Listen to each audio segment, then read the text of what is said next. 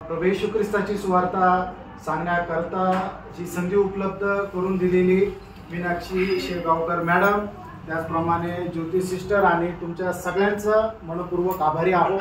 ये प्रभु ने एक सुंदर अवसर हमें बनाया है। देवाने एक चांगली संधी आपल्याला बनवून दिलेली आहे ना। आज क्रिसमस क्या है बहुत लोगों को मालूम नहीं।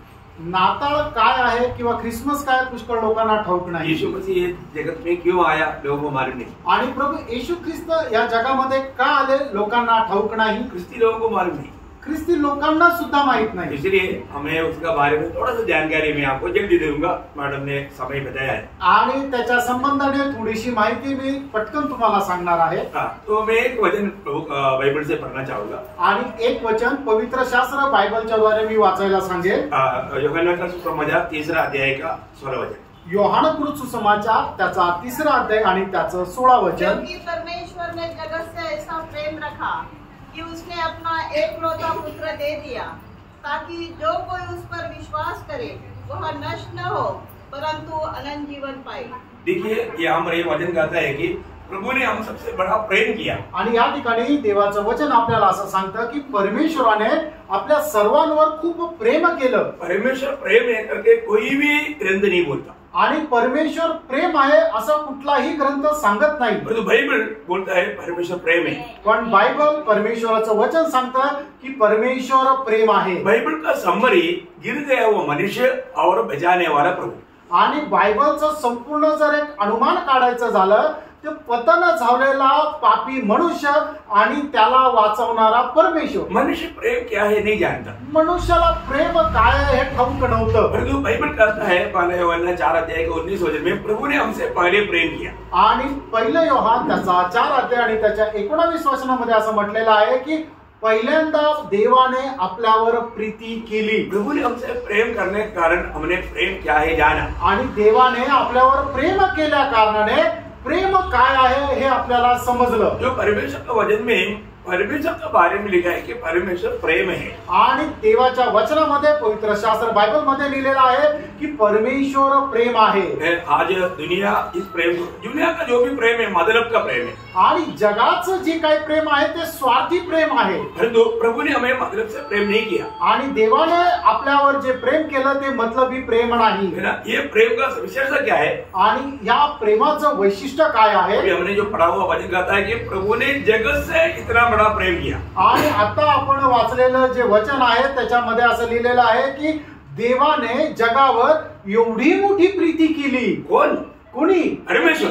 परमेश्वराने, जो सर्वज्ञानी सर्वव्यापी और सर्व सामर्थ्य परमेश्वर ने हमसे प्रेम किया। आणि परमेश्वर जो सर्वज्ञानी सर्वव्यापी आणि सर्व सामर्थ्य परमेश्वर आहे त्याने आपल्यावर एवढी मोठी प्रीती केली। प्रभु ने इस दुनिया से इतना प्रेम किया। आणि प्रभूने या जगावर एवढं मोठं प्रेम केलं। दुनिया से प्रेम करने का मतलब दुनिया में रहने वाला हमसे प्रेम किया। आणि जगावर प्रेम केलं याचा अर्थ आपण जे जगामध्ये राहतो मनुष्य प्राणी त्या आपल्यावर जे एवढं प्रेम केलं। ये दुनिया की अवस्था क्या था आणि ह्या जगाची अवस्था काय होती। ये मानव वचन अभी मैं नहीं पढ़ाएंगे, वचन बताते जाएंगे मतलब समय बचाने के लिए।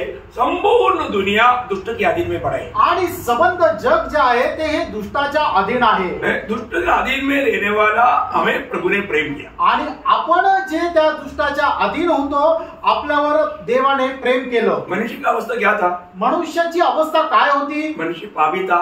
मनुष्य पापी होता। पापी होने के कारण वो परमेश्वर का दुश्मन था। आणि तो पापी असल्या कारणाने देवाचा शत्रू होता। ऐसे समय में इतना ही पाप के कारण हम लोग मुर्दे अवस्थे में थे। आणि पाप केल्या कारणाने आपण एक मेलेल्या अवस्थेमध्ये होतो। उस समय में प्रभु ने हमसे प्रेम किया। आणि तशा अवस्थेमध्ये देवाने आपल्यावर प्रेम केलं। अब बोलो कोई दुश्मन से कोई प्रेम करता है? आणि तुम्ही विचार करा कोणी आपल्या शत्रूवर प्रेम करतो का? ऐसा कोई कर सकता है क्या?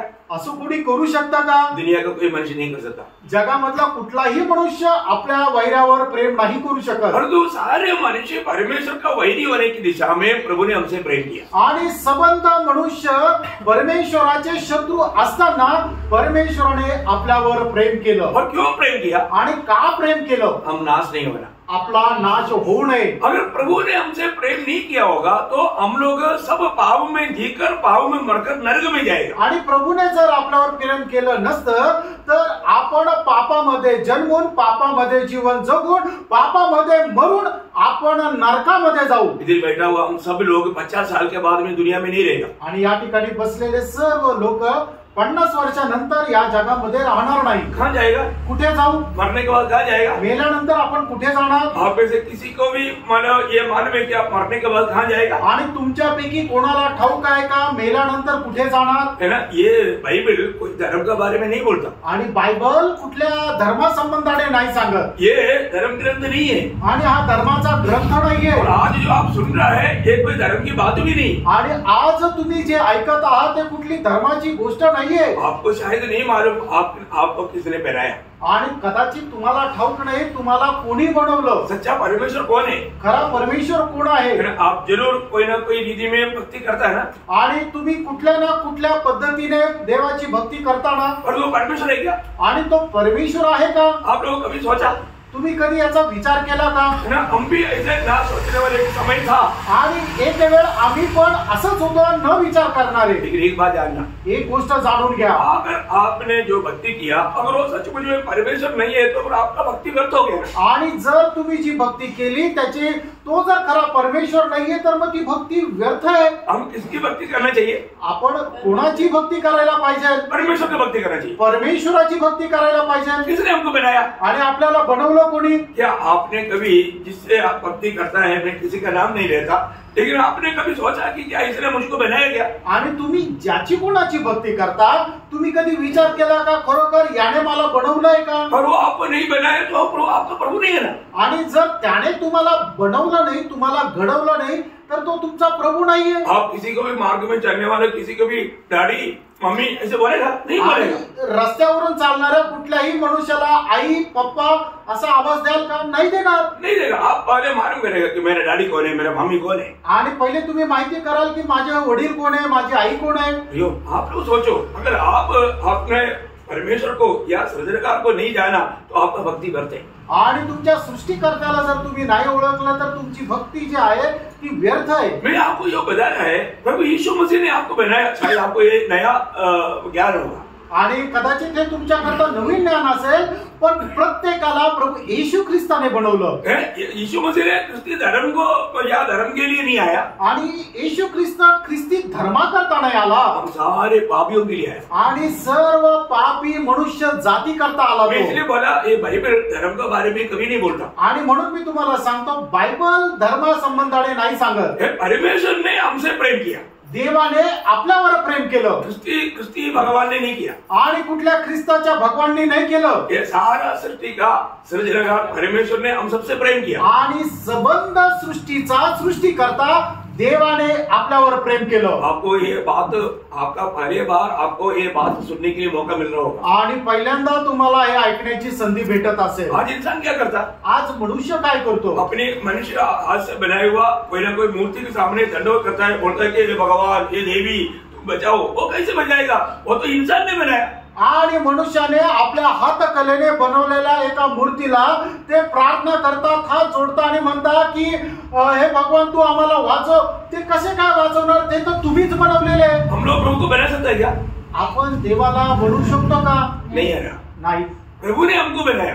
देवाने आपल्याला बनवलं. और मनुष्य की हाथ कला को अपन बोलता है कि तू मेरा भगवान है, तू मुझे बचाओ. अभी वो तो उसमें जीव नहीं है, वो चल भी नहीं सकता, नहीं तो आपको थप्पड़ मारता.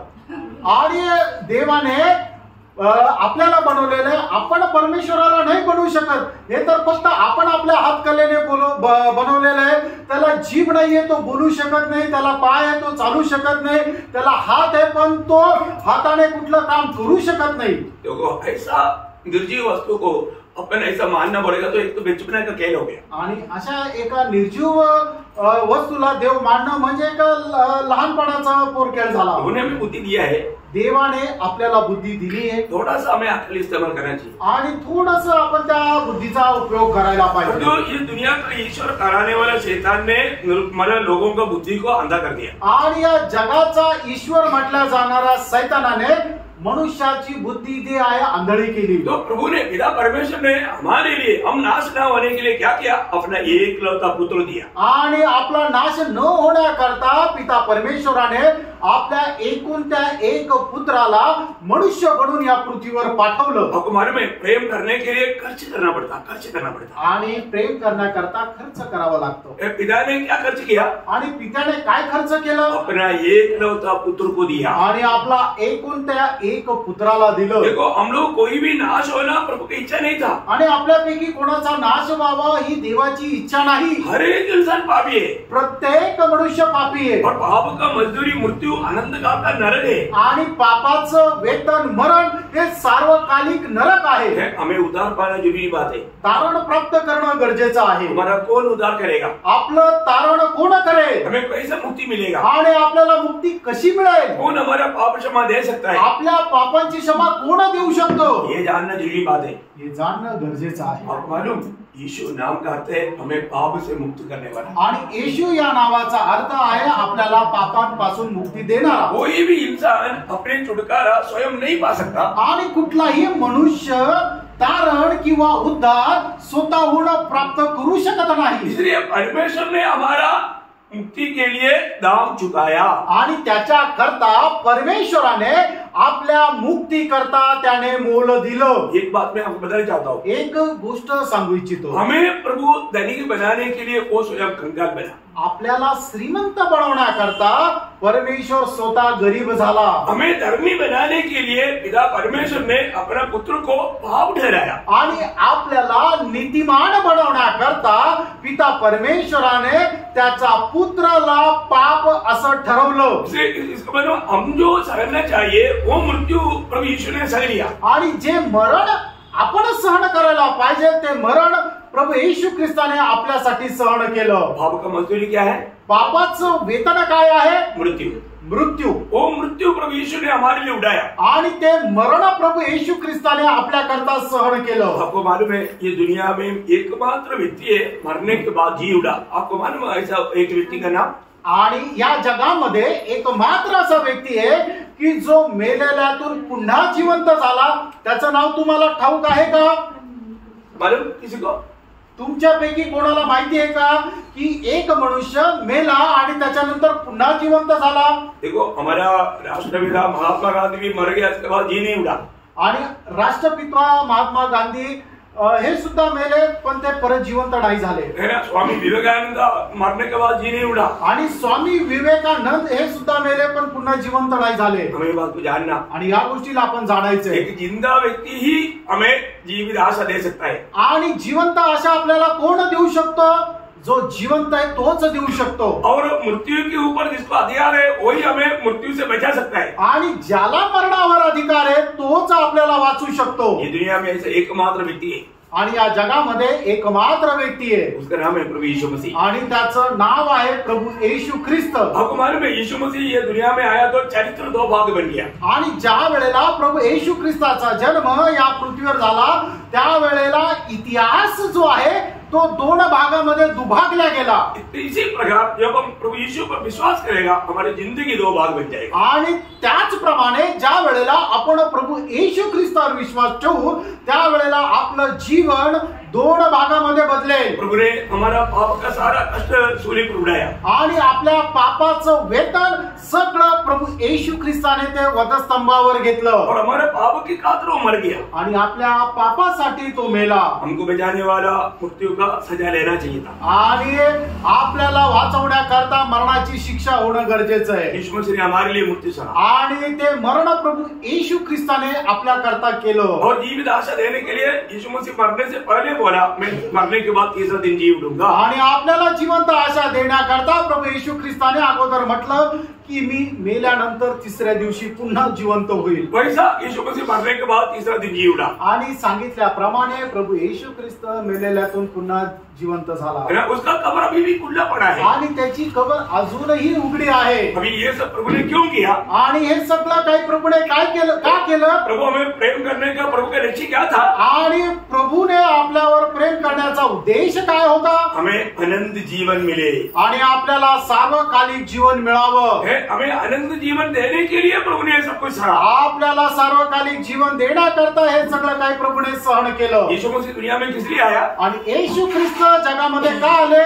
यूहन्ना का सुसमाचार 10 अध्याय का 10-11 वचन में कहता है, आणि योहान त्याचा 10 अध्याय त्याच्या 10 आणि 11 वचनामध्ये असं म्हटलंय, मैं उन्हें जीवन देने के लिए और बहुतायत का जीवन देने के लिए आया. आणि त्यांना जीवन देण्याकरता आणि ते विपुल जीवन देण्याकरता मी आलो. और मैं अच्छा चरवाहा हूँ. आणि मी उत्तम मेंढपाळ आहे. अच्छा चरवाहा भेड़ों के लिए अपना जान देता है. उत्तम मेंढपाळ आपल्या मेंढरांकरता आपला प्राण देतो. ये दुनिया में हमारे लिए जान दिया हुआ, हमें प्रेम करने वाला एकमात्र प्रभु वो है, उसका नाम है प्रभु यीशु मसीह. आणि या जगामध्ये आपल्या करता प्राण दिलेला एकमात्र प्रभू, त्याचं नाव आहे प्रभू येशू ख्रिस्त. वो हमें अनंत जीवन देता. आणि तो आपल्याला सार्वकालिक जीवन देतो. अनंत जीवन किसके पास है?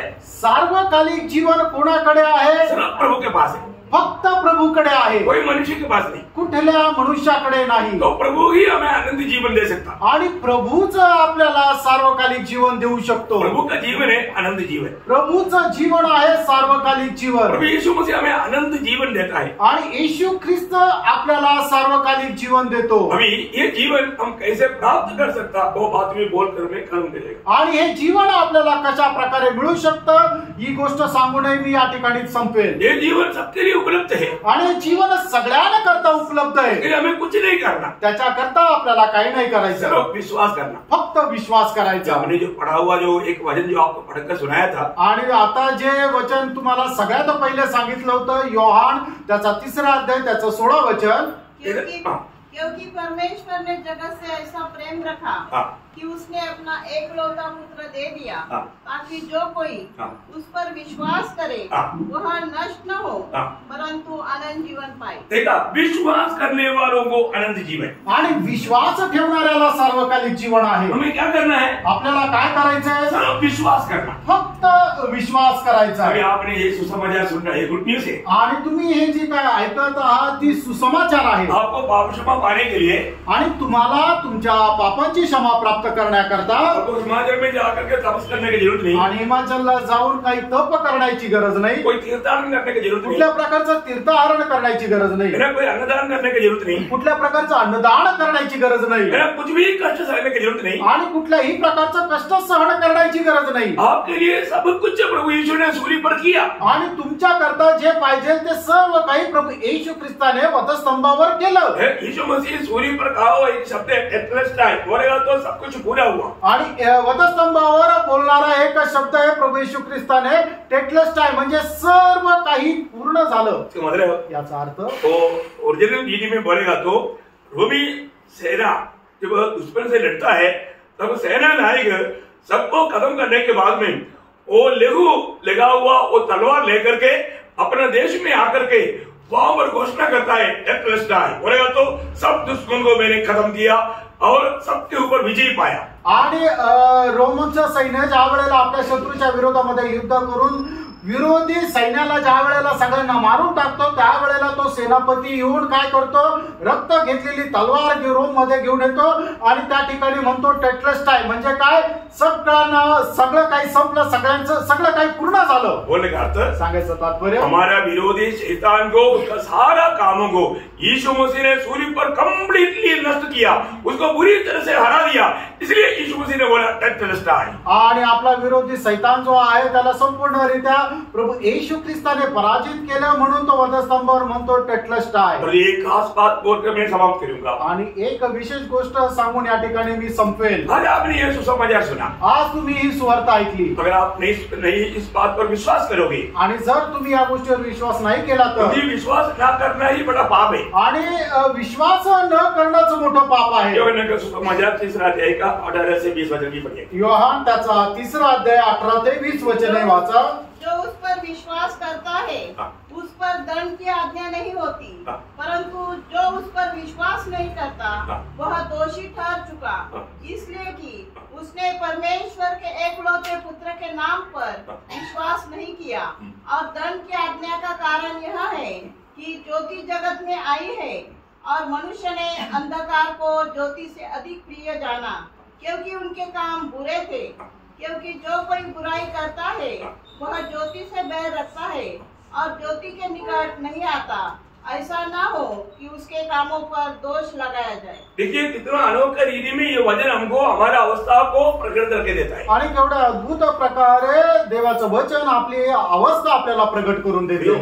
दंड या दंड का मतलब नरक का सजा लोग क्यों पा रहा है, आणि नरकाची शिक्षा लोक का मिळवत आहे? उनको उदार प्रभु दे रहा है परंतु वो स्वीकारने के लिए लोग तैयार नहीं। आणि तारण जे आहे ते त्यांना देत आहे पण लोक स्वीकारायला तयार नाही। अपना पाप कबूल करके उदार करता प्रभु यीशु को अपना दिल देने के लिए तैयार नहीं। आणि आपण आपले पाप मान्य करून आपलं हृदय आपलं जीवन प्रभु येशू ख्रिस्ताला द्यायला लोक तयार होत नाही। मुझको और आपको प्रेम करने वाला दुनिया में एकमात्र व्यक्ति वो है प्रभु यीशु मसीह। तुम्हाला आणि मला प्रेम करणारा एकमात्र व्यक्ती तो प्रभु येशू ख्रिस्त आहे। उसने हमारी खातिर हमें बचाने के लिए पाप की सजा उड़ाकर कलवरी सूली में को बलिदान हुआ। आणि आपल्याला वाचवण्याकरता प्रभु येशू ख्रिस्त कलवरी वधस्तंभावर बलिदान झाले। उसके पवित्र लहू हमारे लिए बहाया, त्याचं पवित्र रक्त आपल्या करता सांडवण्यात आलं। क्योंकि बिना लहू बहाकर के मुक्ति नहीं, कारण रक्त सांडवल्या खेरीज तारण नाही। इसलिए मुक्तिदाता ने अपना पवित्र लहू हमारे लिए बहाया आणि म्हणून मुक्तिदात्याने त्याचं पवित्र रक्त आपल्या करता सांडवलं। आज जो कोई पापी प्रभु यीशु मसीह मुझे पापी के लिए अपना पवित्र लहू बहाया,